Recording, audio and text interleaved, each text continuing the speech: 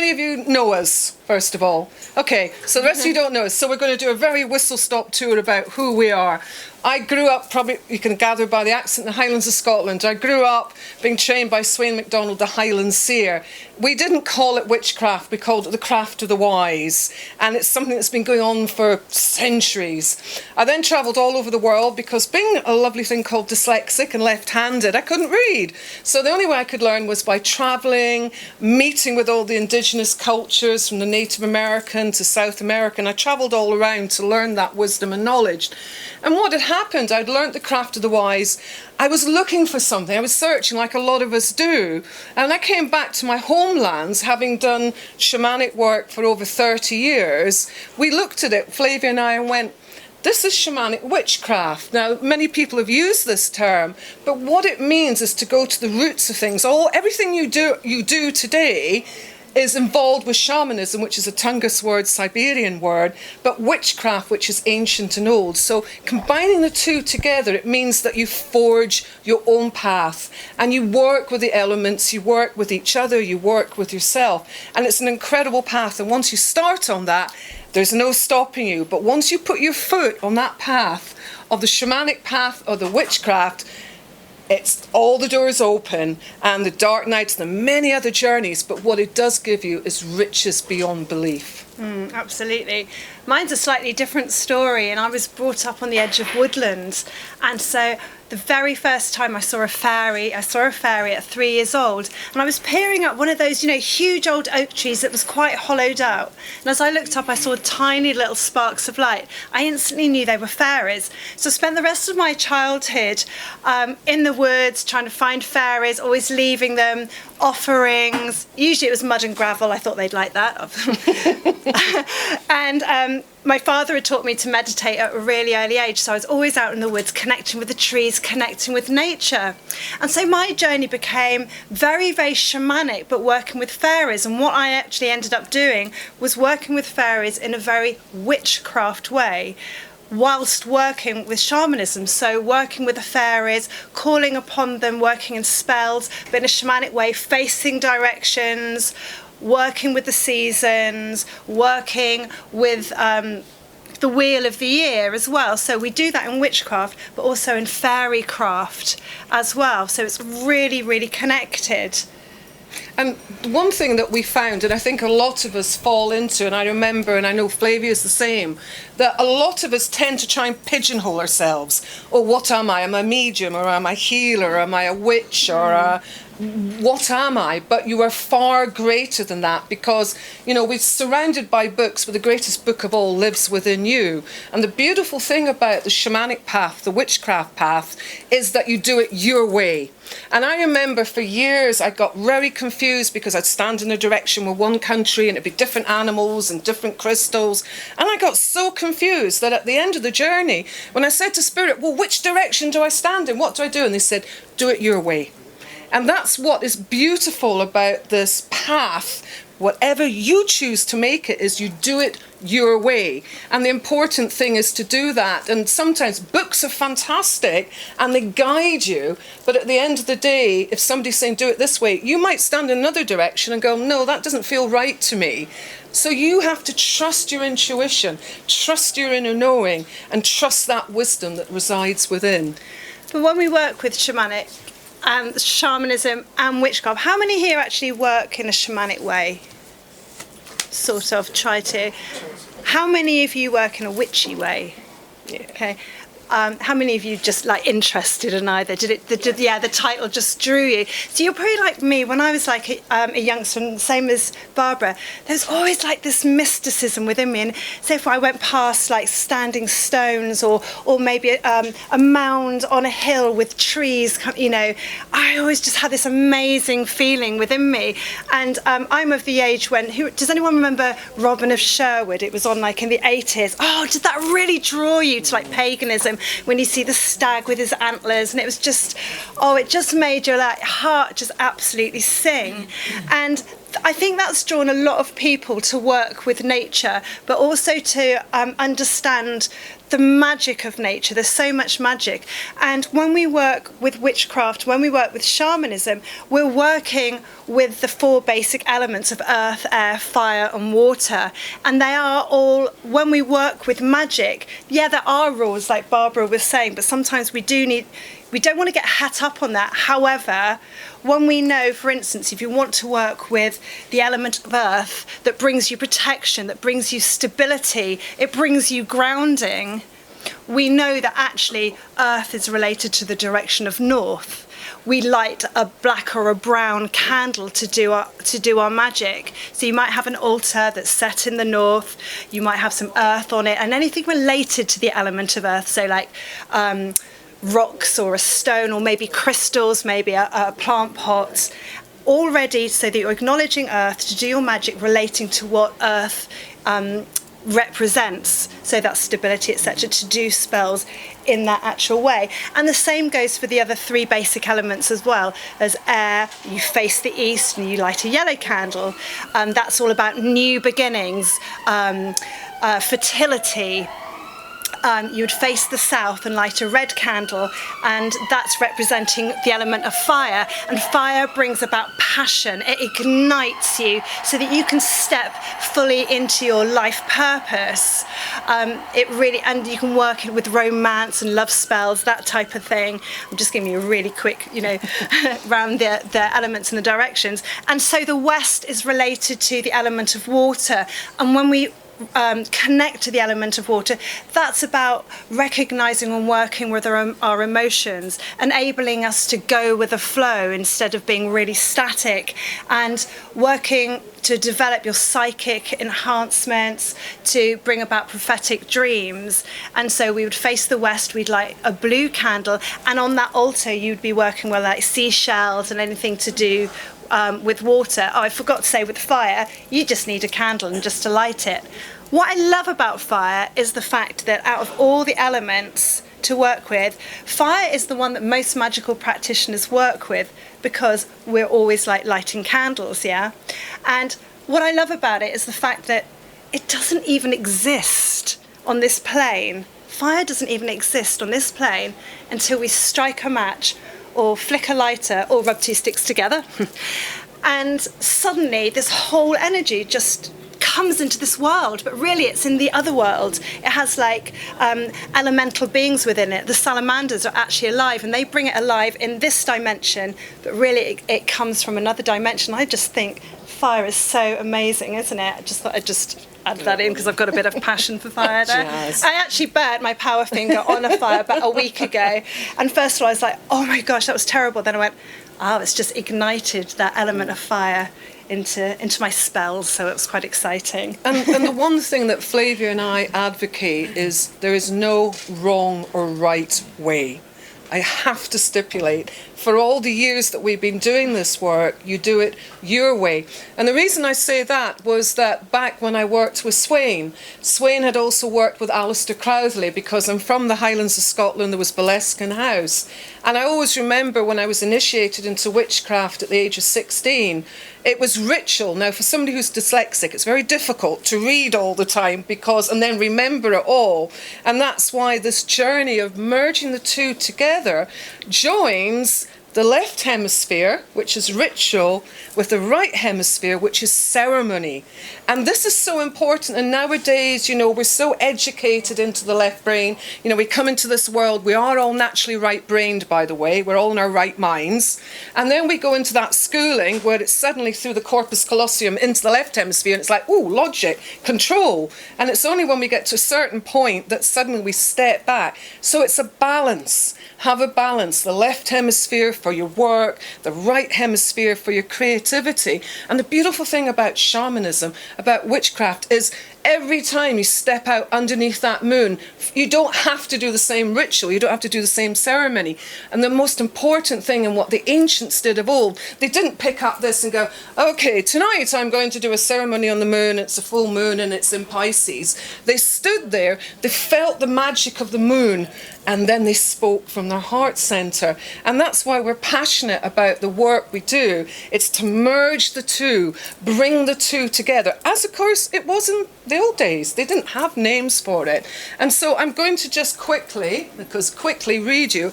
And we were comparing different aspects of shamanism and witchcraft. And this is the only time you'll catch me or Flavia reading, because we always speak from the heart. Is we have shamanism and witchcraft, then we have the wheel of the year, or sabbats and esbats. We have the spirit ancestors on the shamanic side. On the shamanic side, and the guardians and gatekeepers on the witchcraft side. So what that means is that that's who you're naturally connecting with. And if you're calling in a circle and calling to the spirits, on a shamanic side you will call to your ancestors and work very much with your ancestors. But in witchcraft you will call to the guardians and gatekeepers of each direction. And then we go on to the medicine wheel for the shamanic side, and we have casting a circle. So are you going to just quickly explain I each will one? actually, yeah. So a medicine wheel is is actually laid out. So shaman would lay out a medicine wheel like with stones or maybe crystals, and it's somewhere to go in. Again, you'll be connecting with the different directions, but it's a place of sacred space to connect with spirit. But in the witchy side, you would cast a circle, because with a circle around you, you might get a staff and wave it around you, or you might sprinkle some salt around you, or actually use a wand and walk around like this. What you're doing is creating that energy around you, so nothing of a lower vibration can come in when you're doing your magical spells, or if you're a shaman, when you're connecting with just quickly do that. I always joke at that, don't I, when I say, well, just get your power finger out and off you go. So then we have the ceremonies we talked about. Ceremonies are from the heart. Rituals, again, we learn them, we format them. And then we have, on the shamanic side, we have plant teachers, and then we have herbs, and I think that's pretty self-explanatory. Then for animals, we have the animals, and for the witches, they're known as familiars. Yes, so a familiar, we've always heard stories, haven't we, with a witch with a black cat or with a toad, and what that actually comes from is having like a magical companion. And in the old days they believed that a witch was so evil and terrible that they'd work with a cat, or they became a cat themselves, rather like shape-shifting. And again, that comes into to similarity with shamanism, because the shaman journeys deep within and then can shapeshift into an animal. And what's interesting is the comparisons. When you look at them, they're so in line with one another. Then, of course, the elements are the elements, the directions are the directions. And then the shamanic aspect is journey work, and within witchcraft is aspecting. Then the medicine, then spells, healing, both the same all the way through. And then we have in the shamanism, we have trance, and we're going to do a drum journey tonight as well. We brought our drums along. And then there's invocation. Then we have, which is wonderful and we love doing, is with the shamanic work, is the drawing up from the earth. And if you ever go out into nature and you stand there and just spread your legs and draw the energy up to the heart center, raise your arms up and draw the energy down into the heart center, it's so powerful because you're combining as above, so below within the heart center. I just want to go back, I hope you don't mind, just back to the animal side of it. You mentioned medicine. And when we work with animals in a shamanic way, we talk about an animal's medicine. So you could be out in nature and suddenly, for instance, give me an animal. Think of an animal. Crow. A crow comes along. Suddenly a crow comes in front of you. You've been out walking in nature and suddenly an animal might scuttle past you. That is always believed in shamanism, that animals come to you with a message to offer you its medicine. Basically, its medicine is its energy. And every single animal holds its own energy that comes to you as a gift, or comes to you in a gift as in a message. So if a crow suddenly was squawking around you, crows represent the magic and the mystery. So you know that it's really calling you to follow that path. So if you're waking up in the morning and Mr. Crow's outside going caw, caw, caw, you just know, and it's happening all the time, start listening. When you're driving along in your cars or walking around, there's messages. Even in the middle of London, you'll see animals. Maybe an old fox will run out in front of you. And it's time to be cunning. You know, you just look at what each animal represents and you realise its medicine's coming to you as a gift. And the thing is, especially in sort of in London itself, we've lost the ability to have that fire in our hearth. We lost that ability. We put, double glazing up and we lose that element. And it's about going out into nature as much as you can. But even in London, the magic, the pigeons, they're great medicine, especially if they drop on you, but that's another story. Now, what does that message mean? Well, there's quite a lot of that. But there is so much nature in London, and there's spirit in absolutely everything, as you know. And you might think, just out in the country where nature is, that's the only place where fairies exist, for instance, the nature spirit. But of course they're here because there's a nature spirit for absolutely everything that's alive. And so on the shamanic side, you've got Journey Book, where you write your journeys. And then, of course, we've got the Book of Shadows. So the similarities, and again, spirit and all, and deities. And when we look at everything, it's about, as Flavia was saying, even here, it's the spirit in every person you meet, the spirit of every animal, every pigeon, every bird, every animal that you meet, every herb, whatever it is, has that spirit. And it's the ability to get out of the logic and listen. If you want to know about a crystal, pick the crystal up and say, teach me. Back in thousands of years ago, the shamans and the wise men and women, the cunning men and women, they certainly weren't going around, okay, right, I've got Google, rose quartz, right, let's see what that's about. They didn't. They listened, they connected, and this is what's happened nowadays. And it's great being in the 21st century. You can have your broomstick and have a motorbike at the same time, but we've lost that ability to connect because we're so left hemisphere, because we all have to work. So it's time to bring that magic back in. How many of you actually work with crystals? Yeah, absolutely. And so you will know that crystals choose us, don't they, rather than us choosing them. And as we stood here tonight, I don't know if you saw me pick up a crystal, this turquoise was on the ground. And what's turquoise about? It's about communication. It's about the throat. So it's, no surprise that it was here ready for where Barbara and I were about to speak. So the crystal turned up with its own medicine, i.e. its energy. That's amazing, isn't it? And there's lots of things, within each tradition, as you draw them together, through the ceremonies, through whatever you may do, from sweat lodges to vision quests to drawing down the moon to whatever you may do. As we said at the beginning, make it your own. And trust. The one thing within this work is trusting and knowing. And that's what shamanic witchcraft is about, is drawing, which we have here. If you looked around all the books, you're drawing on all that esoterical wisdom and knowledge. And what all these books are saying is trust, feel it, sense it, and become it. And the way we work is that we draw from our experiences. We started from an absolute deep passion from when we were little girls, and we just followed that and trusted that. And I know that each and every one of you here has got just something deep within them, that there's something more, and you love that magic and just want to be a part of it. And you know that you are part of it. And so in our books and our decks of cards, we've just drawn from our experience and the way we've worked with spirit and witchcraft and shamanism through our own through being able to channel guidance, but in the way that we can do ceremony and invocation and spell work. And that's what we share with you in our books. You don't have to follow it, but it absolutely gives you that starting point so that you can get the foundations to work from. And then, like Barbara said, work with it in your way, whichever way that you are being led by spirit, by the deities. And that's the thing and I know a lot of you here, when I was growing up and I met many teachers on our travels as Flavia's dad, I learned, somebody said, what did you learn from all of it? And my words are, how not to be. And if anyone says you must do it this way or you must do it that way, walk. Yeah. Walk. Yeah, absolutely. We do a lot of shows, don't we? Yes. We're on the Mind, Body, Spirit circuit. We're on the pagan festival circuit as well. Yeah, and sometimes we have people coming up to us saying, I've just been told this and I've just been told that, and I'm really worried about it. And we're saying, don't.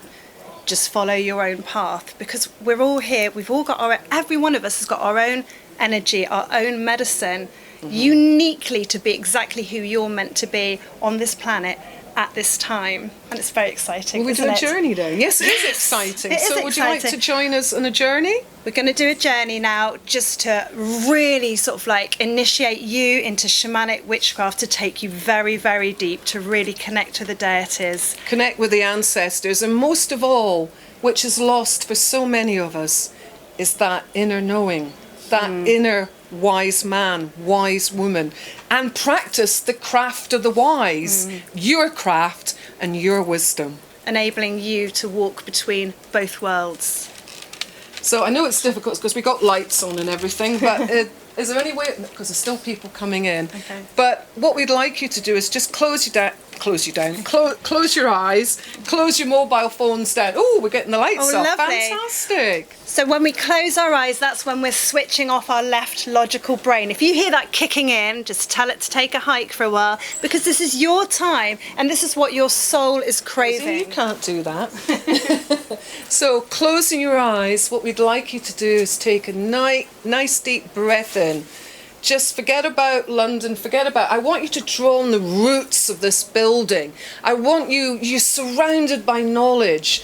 And as you take that deep breath in, as you breathe out, just breathe out anything that's worrying you or anything that's bothering you, and take another deep breath in. And as you take that deep breath in, I want you to visualize going into the roots of this basement, going into the roots of the foundations of this amazing shop, drawing on all the ancient ones that have walked in here, all of those that have come in to share their knowledge. And once more, just taking another deep breath in and just letting go of all those things that no longer serve your highest purpose.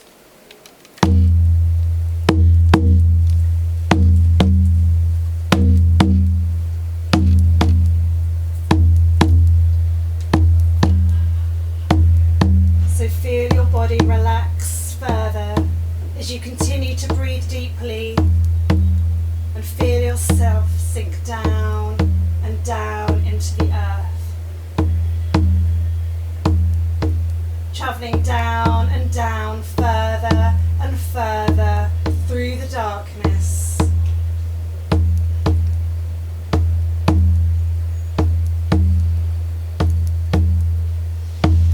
And here you stop in the dark chambers of what appears to be a cave.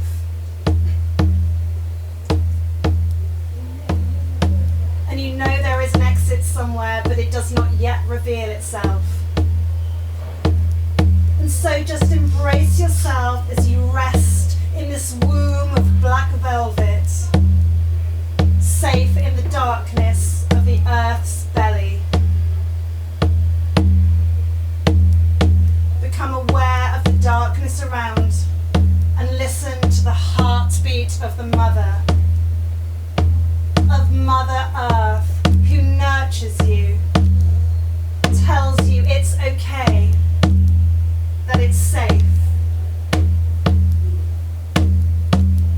Just listen to the beat as it takes you deeper within.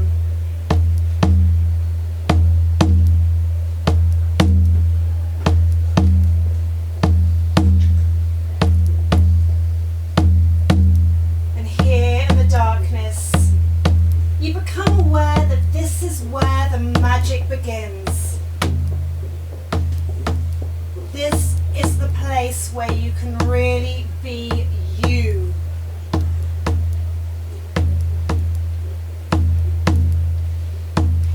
Now, in the safe haven of you, allow yourself to really feel who you always knew you were.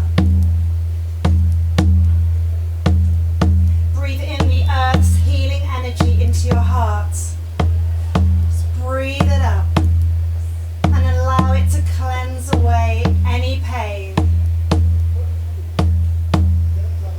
Allowing any fears from any lifetime to be dissolved.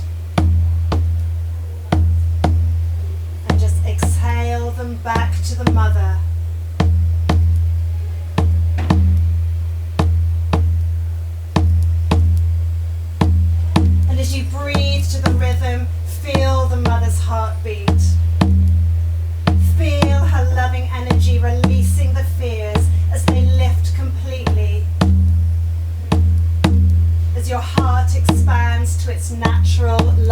self.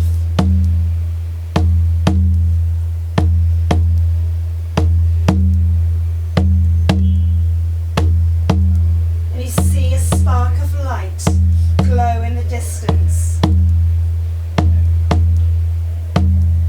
And as you go towards this light, you feel a warmth. And suddenly you find yourself outside in a sacred grove that has been forgotten through the mists of time.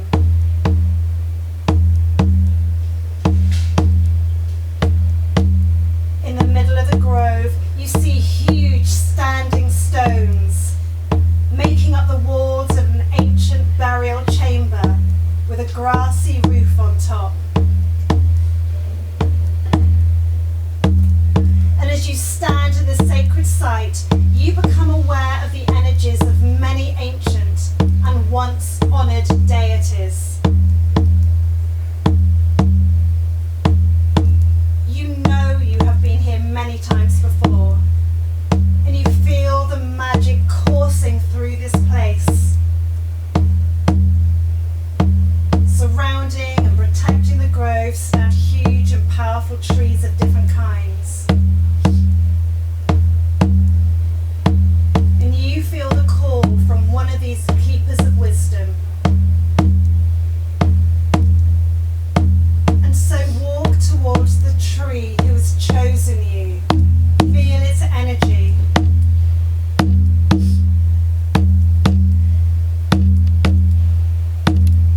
And as you stand before it, just feel your strong roots from your feet attached to the earth below you.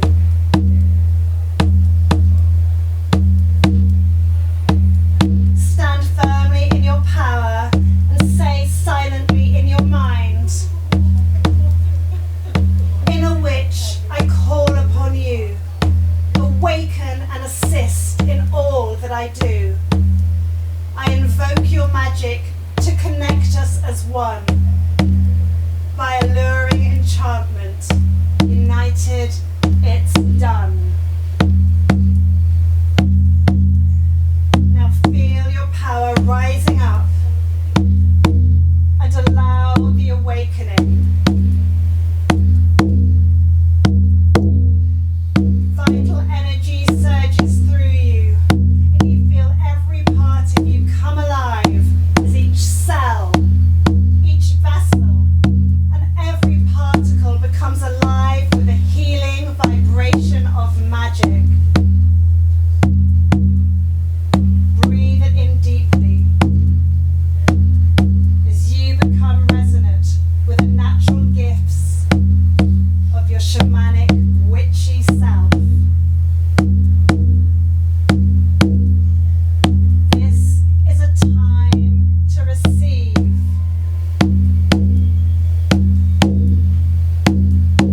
So allow yourself to be willing to accept these gifts that are your birthright and fully embrace your natural and very powerful ancient wisdom, knowing, and healing.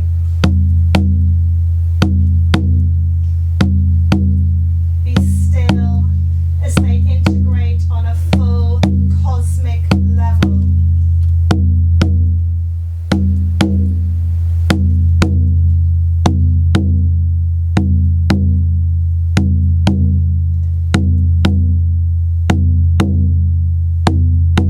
And with a blast of light, see in front of you a god or goddess of the old ways appear in front of you.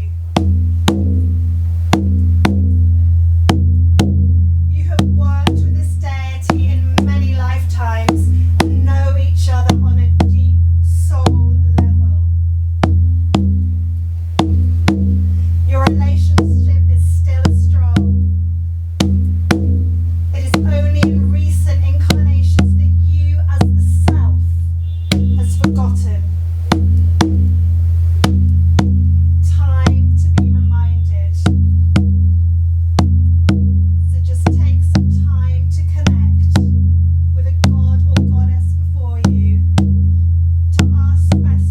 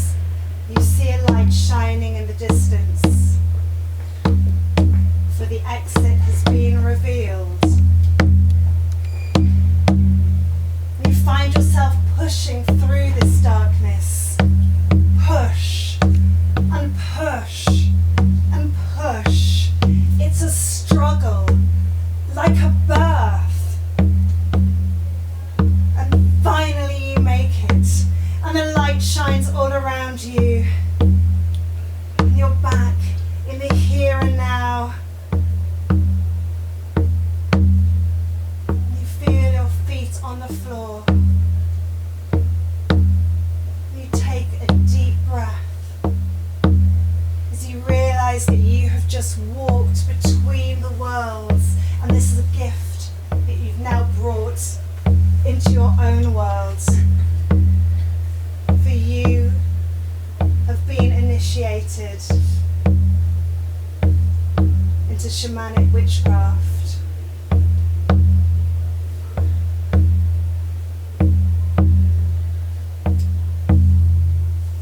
Time to honour.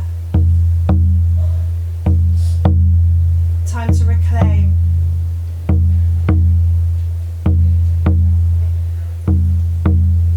And be the power that you truly are. So mote it be. How you're feeling? Just nurture that, honour that. Just slowly, in your own time. Just nurture. Within this path, many people run. It's not an easy path, but its rewards are amazing. Why? Because you discover who you are, who you've been through all these lifetimes.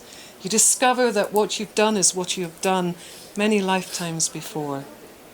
That ancient knowledge, the ancient ones call to you, in whatever way it may be, through visions, through dreams, through walking, through meditation. They are there. The spirits, the ancestors are always with you. I remember once the song came to me and it was, get out of your head and into your heart. There you'll know when to start. It's not the thinking, it's the feeling, it's the knowing and believing. And what I would say to you all is when that inner critic comes along and goes, just say, go away. I've heard enough of you.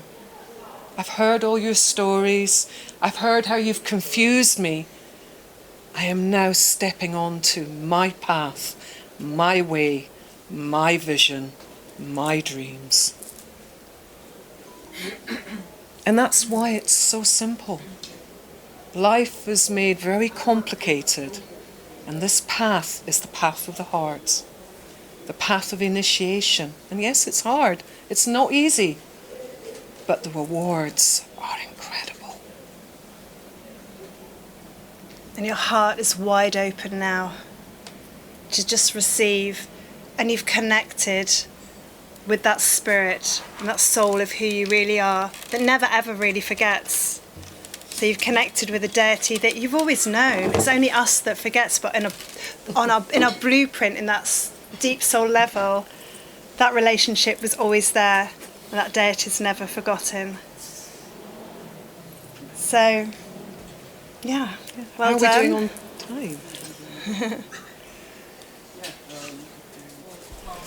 What we always, very absolutely. important, centering, grounding, protection is absolutely paramount. I'm just going to be doing a book with Hay House all on that actually as we work through that.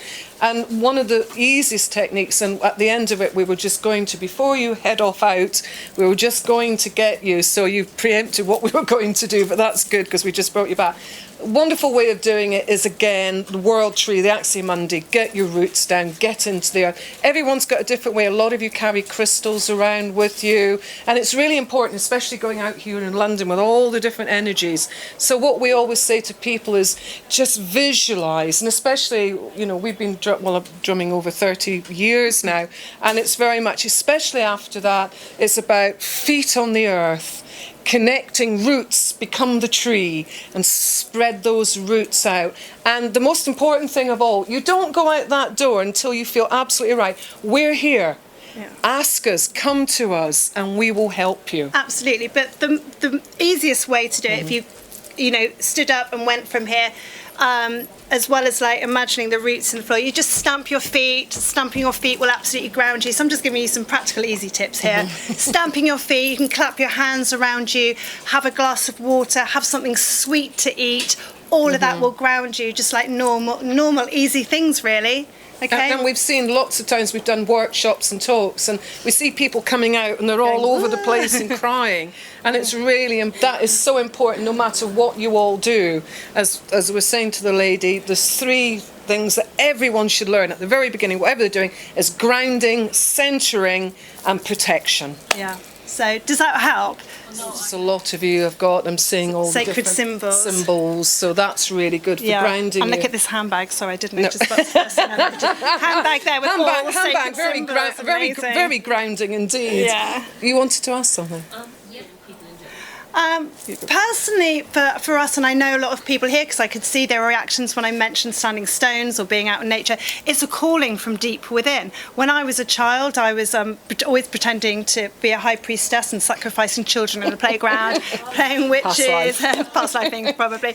And it's just that call that most people actually have. You know there's something out there that's much more than what life tends to be if you're just if you're working in an office or just having a normal life. So it's so many people have that massive calling, but the actual, if there's benefits, a lot of the time people don't do it for benefits, but when you follow the path and you trust and you have that absolute faith, doors completely open. I started massively 11 years ago in a professional way, working with the fairies and fairy witchcraft and the shamanic way 11 years ago, and I put my intentions out of what I've wanted to happen, and I followed the path and everything that spirit called me to do. I gave up. They told me to give up so much, including my husband, which I did, and just went all the directions. Same as Barbara, she did the same, left everything behind and was guided just to get in a car in America and just drive around. And she found her shamanic teachers, like I found my teachers, which were in spirit, in nature, in the physical, and so it develops all of that. It also answers your dreams when you work with so you're working with the flow, like I mentioned when you work with water elements.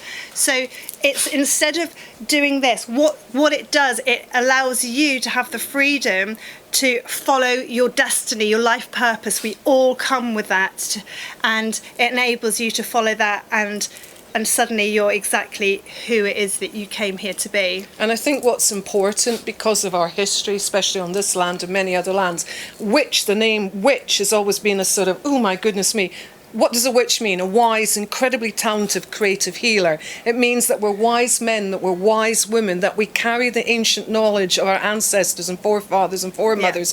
All that knowledge that was hidden, in the house. The witch was the one who was the healer that helped with childbirth. And it's time to bring that back again now, and not be afraid to be able to stand up and say, I am a witch, and I am proud to be a witch because I carry that heritage, that bloodline that lives within me. And nowadays people are able to do that.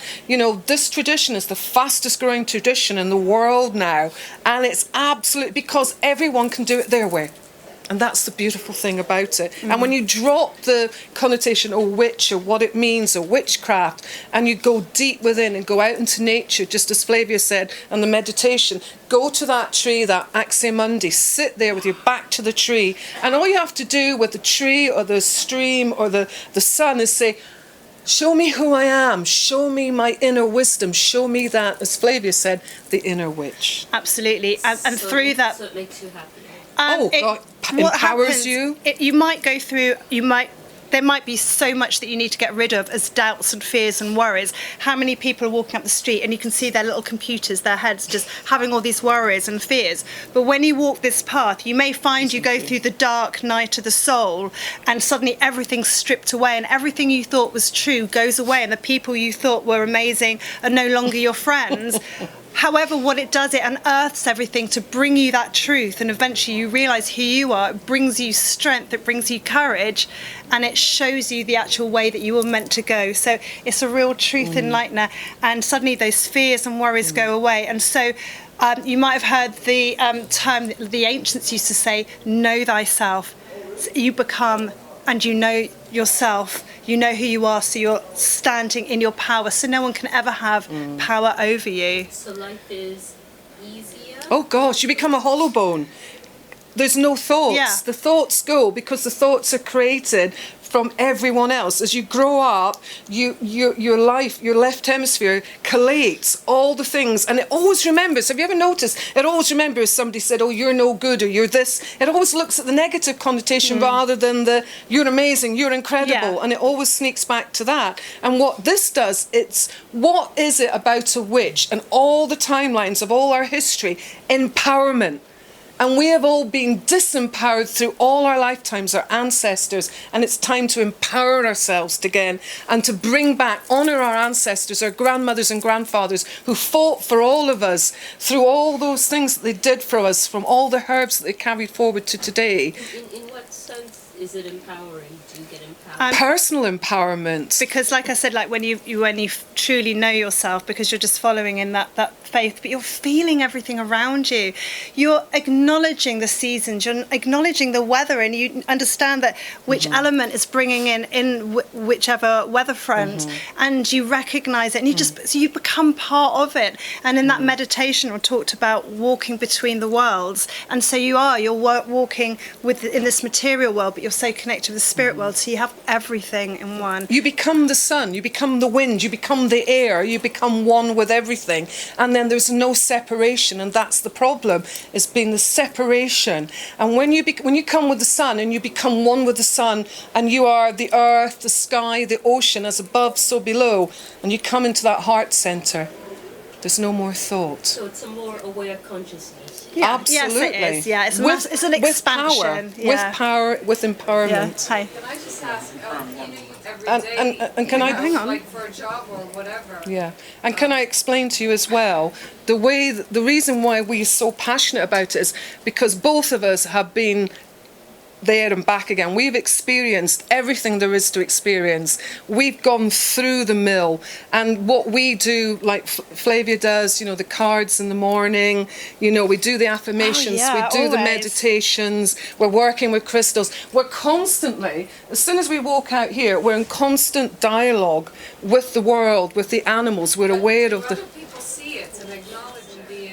empowered? But it isn't. Well, It isn't. It's from within. It's not. It is. No, it's not. So what it is that it's about learning who you are. Said the ancients talked about know thyself. It's actually working from inside out, not the other way. We're so.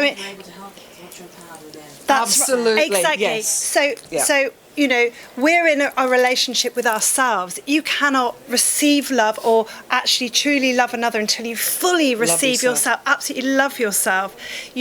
Just like being like, oh my God, I love my hands, everything about my body, everything. When you truly are in that place because you love spirit and the nature around you, that's when you can give out to everyone else. And that's true empowerment, because it doesn't matter what anyone else says to you. They can't knock you off. You're like a strong tree. You have strong roots. And you're in that place of feeling fantastic and wonderful because you know who you really are, and that's how you can help others then. And we both, we have our ups and our downs, but 90% we're in there and we don't let anyone, if somebody says something, we go, oh, that's projection, or... Yeah, we understand. We understand what is going on because we've learnt about ourselves. Yeah. And therefore we are a part of all of you, as you are a part of But us. of course, it's been a heck of a process. It really, really has. We've been through all the learning, and we've been everything that everyone else has been, and gone through worries and everything. Yeah. But this is like where we've got to now, and we just enjoy just sharing that knowledge and wisdom that we've learnt and gained along the way with others, and that's our mission. And if we can help in any way, that's what we would love to do. And what is it Buddha said? If you can help one person this lifetime, you've done your job well. Yeah. So thank you all Thank you so much for making the effort to come Thank and you. listen. Yeah, thank you. Blessed be. Blessed be. And if you want to ask us any questions, we've got all our oracle decks and books. And Flavia's just done a lovely fairy book with Hay House. That's just been launched. Yeah, and about nature spirits. And there's loads of spells in there and different ways that you can work with nature and the fairy, and the have fairy a magic. safe journey Yeah. home. And as that lady was saying about grounding, there's a lovely song. And if you can do this as you're walking out, it's very simple. And it's, I am a walking tree, you are a walking tree. So, I am a walking tree, you are a walking tree. And off we go, just for that. that is a beautiful way. And you cover a tree and you plant lots of trees all the way through London. Thanks so much. Thank you Many all so blessings. much. Lovely to meet you. Aww.